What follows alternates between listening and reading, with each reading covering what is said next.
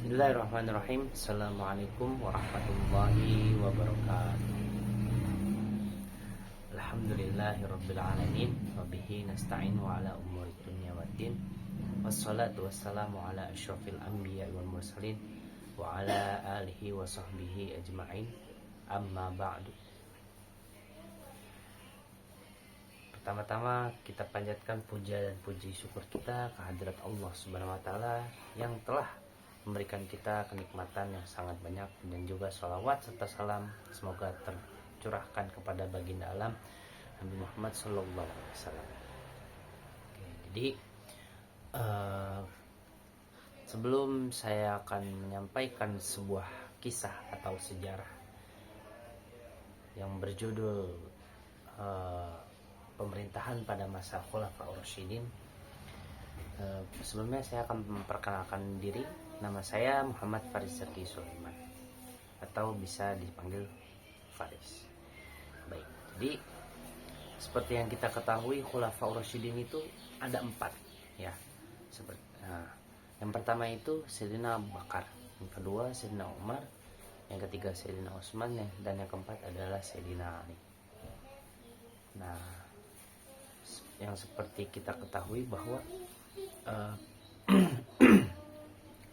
beliau-beliau ini adalah 4 sahabat yang dijamin masuk surga oleh Rasulullah SAW. Tentunya dari kisah 4 sahabat ini di masa pemerintahan beliau-beliau semua, itu kita dapat mengambil pelajaran dari cara mereka menjadi seorang khalifah yang tentunya memimpin umat Islam secara seluruhnya. Nah, yang pertama kita akan mulai dengan khalifah yang pertama. Seperti kita kenal bahwa khalifah yang pertama ini adalah Khalifah Abu Bakar bin As-Siddiq. Jadi Khalifah Abu Bakar As-Siddiq ini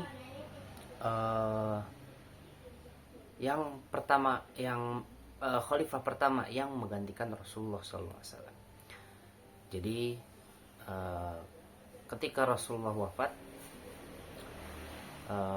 para sahabat ini berdiskusi atau bermusyawarah untuk menentukan siapakah yang akan menggantikan kepemimpinan Rasulullah gitu.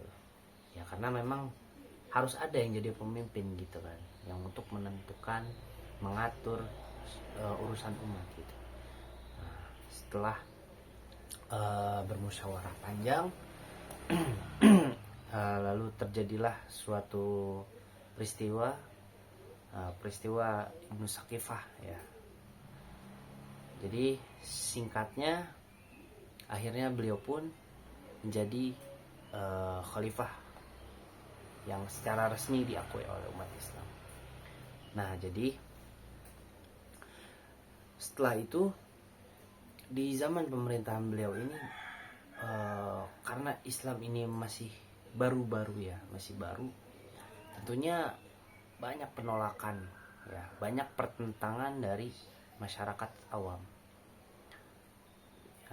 Contohnya seperti para orang-orang murtad, para orang-orang munafik, orang-orang yang tidak mau membayar zakat, bahkan ada yang mengakui diri gitu, mengklaim dirinya bahwa dia adalah Nabi setelah Nabi SAW, dan jelas itu adalah dusta karena tidak ada Nabi setelah Nabi Muhammad. Nah, ya, tantangan pertama itu Abu Bakar ini melawan gerakan murtadin atau gerakan riddah.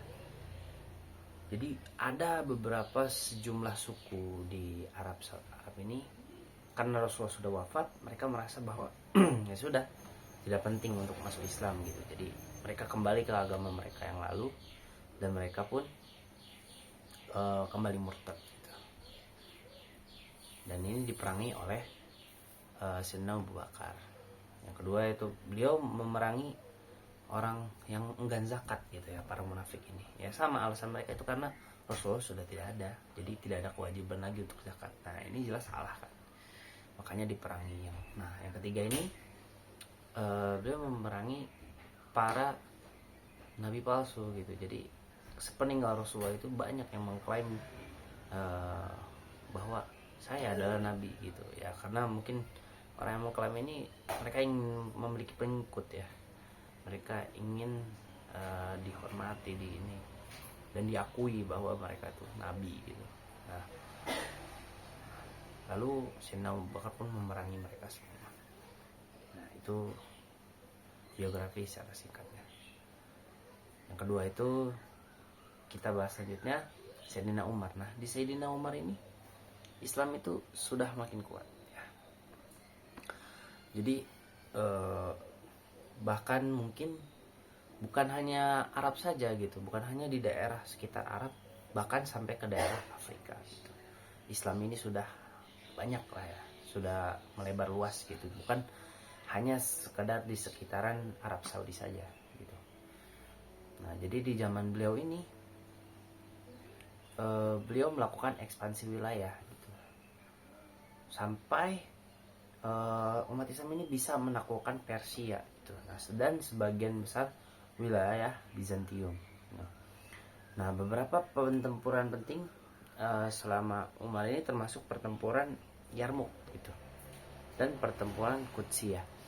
Nah, penaklukan ini tidak hanya menambah luas wilayah gitu, tapi juga memperkaya pembendaharaan negara melalui rampasan perang serta pajak dari wilayah-wilayah. Nah, jadi di zaman beliau ini beliau tuh melakukan ekspansi. Beliau tuh mengutus para pasukan untuk memperluas daerah Islam gitu. Nah, di zaman beliau ini juga beliau melakukan reformasi administratif gitu. Jadi di zaman beliau ini beliau mendirikan sebuah diwan, yaitu sebuah sistem pencatatan administratif yang digunakan untuk mencatat gaji prajurit dan distribusi tanah. Itu ya, beliau tuh mungkin kalau secara kita jadi badan data lah ya, atau ya intinya sebuah lembaga negara gitu yang mengurus tentang pendataan gitu. Nah, gitu. Terus juga di zaman beliau ini beliau yang pertama kali mempelopori bahwa adanya tahun. Nah, yaitu tahun Hijriyah gitu ya, seperti kita kenal. Nah, selanjutnya di zaman pemerintahan Sayyidina Utsman. Nah, di zaman Sayyidina Utsman ini beliau ini sama seperti khalifah-khalifah sebelumnya, menyebarkan Islam dan memperkuatkan Islam gitu ya. Dan jadi di zaman ini pula pertama kali adanya angkatan laut ya, jadi tentara laut lah gitu ya, karena bukan hanya di daratan saja gitu. Jadi ekspansinya itu bukan hanya daratan saja, tapi sampai ke angkatan laut gitu, karena Islam ini karena mungkin sudah besar ya, karena sudah besar maka tentu harus ada pertahanan di bidang lautnya gitu, bukan hanya di darat. Makanya di zaman ini terbentuklah sebuah angkatan laut gitu, yang dikomandoi oleh beliau sendiri gitu. Dan di zaman ini juga terciptalah mushaf Utsmani gitu, yang seperti kita kenal ya, Rasam Utsmani. Jadi karena beliau khawatir bahwa nanti banyak versi lah ya, maksudnya karena kan Islam ini kan bukan hanya orang Arab gitu, tapi bahkan seluruh dunia. Nah, yang masuk Islam itu bukan hanya orang Arab, dan tidak semua itu bisa berbahasa Arab. Makanya di zaman beliau ini beliau menyatukan semua hafalan-hafalan para muhafidz.